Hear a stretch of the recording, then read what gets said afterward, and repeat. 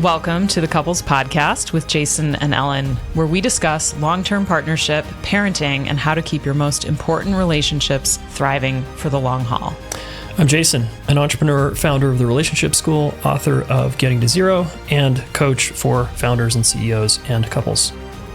I'm Ellen, a couples therapist and coach, teaching and writing about relational longevity. We've been married for 18 years. We're raising 2 teenagers, and we've been working with people on their relationships for 60 years combined. We care about relationships, health, nature, humanity, and the vibe in your home. We live and breathe this shit. Come join us. Hey, welcome back to another episode of the Couples Podcast. Yeah, welcome. Thanks for being here. Ellen, how are you doing today? I'm pretty good. How are you? I'm pretty good. Yeah, I am pretty good. I just had a mint and working on my breath. Because you got some feedback Got on some your feedback, breath. yeah. I don't normally have halitosis, folks. Don't worry about it. But, we're in close quarters here recording in the studio. True. And we want to know, I would want to know if what's going on. I want to be close to you. Working for you. Yeah. So yeah. We have that openness. That's right. All right. This podcast is about how to win even if you lose. And we're going to unpack what that means. Yeah. Why don't you start? Okay. A lot of people set their relationships up to not lose. I don't want to get divorced. I don't want to break up. I don't want to lose the relationship, which is very understandable, of course. And they don't have their eyes on what can I learn inside of the relationship? How can I grow? And how can we grow? And how can we develop? Mm-hmm. And so they focus a lot on I change my partner, or how do we fix this so that you don't leave me? Right. How do I just avoid the things that seem to upset you? Yeah. How do I just try not to trigger your upset? Yeah. Because that could mean the end of things. Yeah. And that mindset is problematic because I think it is playing to lose versus playing to win. And winning here in our definition just means growing, learning, and developing. Yeah. Is that fair? Yeah. Yeah. I think so. Yeah. So we're not talking about winning fights. We're not talking about that kind of winning. Or that even staying together means you're winning. Yeah. Yeah. That's not right. We're more interested in growth, development, authenticity, shared meaning, collaboration, a lot of other aspects of partnership that matter that are not necessarily about being together forever. Yeah, that's right. Although that's cool if that happens and that's what you want. And it's fulfilling. It can be, but if it's not working, then... Yeah, this is where the stats, people think it's success to stay married, and I always question that. Mm-hmm. Staying married doesn't mean winning or success or fulfillment. Right. It can just mean not losing. Right. There's a lot of unhappily married people. Yes. Yeah. A lot. Yeah, and so we're going to maybe share an example and talk about what to do here. Yeah, and how to... even if if you're working on the relationship or if you go to coaching or therapy, how to get a lot out of it regardless of what happens with your relationship. Because that's not an outcome that a coach or therapist, or sometimes even you, can control. Yeah. Yeah, so Bob comes in with Sue, just to use plain names. And Bob just doesn't want to lose the relationship. Yeah, Bob comes to therapy basically just hey, I'm here because I don't want to break up. I don't want to get divorced. Yeah. And Bob stays in that mindset for a while, let's say, comes in and out of coaching for a couple of years, let's say, and keeps that mindset. The challenge there is his attention is not on the learning, and it's not on what can I do to improve myself as a person. What can I do to become a better communicator? What can I do to get better at using my voice or setting boundaries or anything? Yeah, what kind of relationship do I want to be in? And how do I need to grow and develop myself so I can have more of that and offer more of that to my partner? Mm-hmm. It's really just his attention is really just focused on, I just don't want to get divorced, or I just don't want to break up. Yeah. And you're saying someone can be in that mindset for a while and be coming into therapy or coaching just kind of with that being the reason they're there, or what they're there to just, right. And what they think they're getting. Yeah. And it looks like they're getting help. Hey, I go to therapy every week. Right. I see my coach once a month. Right. We're working on it, aren't we? We're working on it. And we talked about working on the relationship in the last episode. Right. So we now know what that means. So Bob is stuck. He's a little stuck. And the problem is the relationship ends, let's say. Okay. And Sue's like, you know what? I'm out. And Bob's worst fear comes to play. Yes. And the relationship is now over.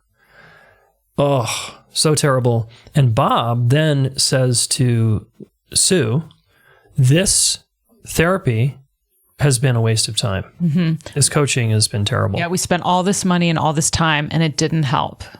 It didn't help. It wasn't worthwhile. Yeah. Why did we even bother? Right. And so is that true? And it's true for Bob because Bob did not come in with playing to win. He was playing to lose. And he wasn't not to lose. Playing to not lose. Thanks. Yeah. Thank you. And then he lost. Anyway. Sucks. And then didn't actually win anything because he wasn't learning along the way. Mm-hmm. He really was just so fixated on, I will go regularly to this couples counseling, coaching, but I'm not actually going to pick up the book and read it. I'm not going to do something different tomorrow. I'm not going to look in the mirror and really investigate why I act the way I act. Mm-hmm. I'm just going to try to do what my partner wants. Mm-hmm. I'm going to try to not do what they don't want. And like, hopefully it'll be good enough. Like that's maybe the best he could do. Yeah. And we're saying that, it's really important that if you are getting help, like coaching or therapy, or you're trying to work on your relationship, that you have some personal investment in what you're doing. Yeah. Because then you're going to get something out of it no matter what happens with the relationship, no matter where that goes.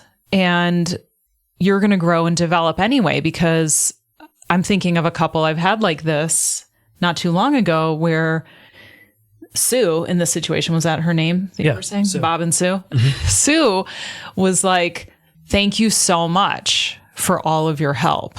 Yeah. She genuinely felt like, wow, I got so much out of this. Mm-hmm. I learned a lot.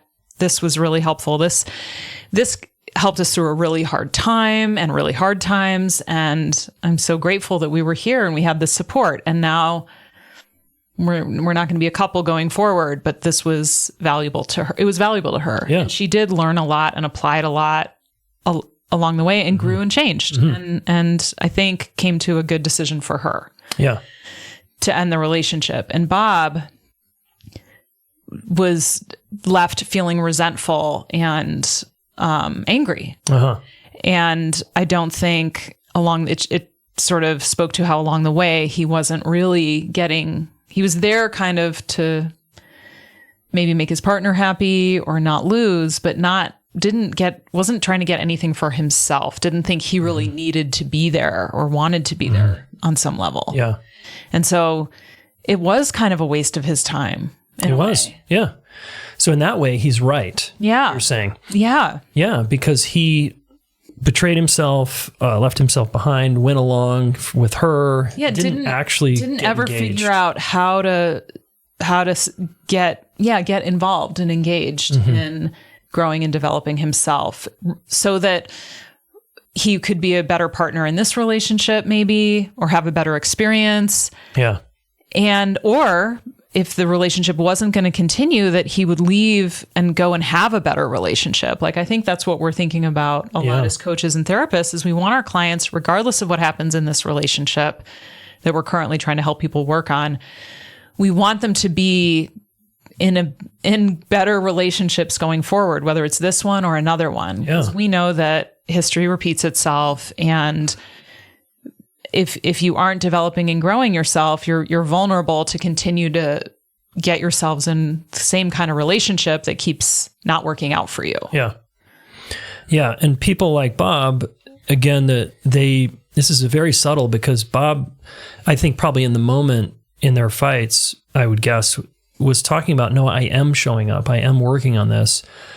I am participating, which is true, right? He was being there. He's coming to having the conversations sessions and he would get coached or course corrected, and he'd probably listen. But deep down inside, he didn't really want this for himself, and he didn't want to grow and develop, and so therefore it becomes a waste of time if the relationship does end. Yeah, it's kind of like Ellen and I like the gym metaphor. Bob and Sue, let's say, join a gym. They get a gym membership, and Bob just sits on the bench while Sue works out the whole time. And Bob's listening to the PT or the trainer. He's like, I'm at the gym. I'm at the gym. I went with you. But he's sitting on the bench. On his phone. And he listens. He occasionally puts his phone down and listens to the trainer. Okay, yeah. And then, a year goes by and Sue's getting in better shape and fit, and Bob isn't. Mm-hmm. And so then the relationship ends and Bob says, that trainer sucked. That gym sucked. It didn't work. Yeah. It's a little bit like that. It's a little like that where you really, I think often I am trying to help both people see the value of being there for themselves. Mm-hmm. Like, because even when your partner's requesting something or saying, I would, wanting something to change or evolve, you've got to decide, is that good for me too? Mm-hmm. Is that like, am I invested in what their vision is or what they're asking for? Like, could that actually be good for me and my growth and development? Because you aren't going to follow through on that if you don't really feel like what's being asked of you or what you're saying you're going to do or agree to with your partner is good for you. You're just not going to be good at following through on that. Yeah. You have to really get personally invested in, like, I see how this is good for me, you, and us. Yeah. To do this thing that's maybe difficult to do, like listen when I don't want to really, or be understanding at a time when I feel like I just want to be irritated and short, or, take ownership when that's hard for me. Like, there's lots of things that you might need to do in a partnership that aren't easy or somewhat difficult. But if you can see that they're good for you and good for your development and growth, and you're really on board with that, it's a lot easier to do them. It is. Yeah. And you actually will do them. Yeah, you will. I mean, think about it. If you're going to spend thousands of dollars on therapy or coaching over a period of time, maybe tens of thousands, but a lot of money, you want that to be an investment that is working for you. You want to be like, wow, there's an ROI on this. Even though it's uncomfortable, it's hard, we leave sometimes feeling worse. Overall, I am growing and I'm learning about myself, and that is worth a lot. Yeah, it's like investing money versus gambling. I feel like if you're like, or betting, like I'm putting money into therapy and coaching because I'm betting that it's going to save our relationship. Yeah. Versus I'm going to invest money into something and it's going to, no matter what, it's going to get some dividends. Right? Like, yeah. Because I'm investing it. Yeah. In something that's going to. And I'm engaged. And that's really different than betting on an outcome that, a lot of times by the time people come in, they've gone a long time with a lot of hurt and pain. Like it's not always easy to course correct. Yeah, that is. That's right. So we can't guarantee outcomes as coaches or therapists for what the relationship's going to do. But I think we can say, if you invest yourself in this process of getting coached, getting therapy, like you are going to grow and develop. You will. I can give people that. Yeah. Certainty, but I can't know what's going to happen to their partnership. Yeah, totally.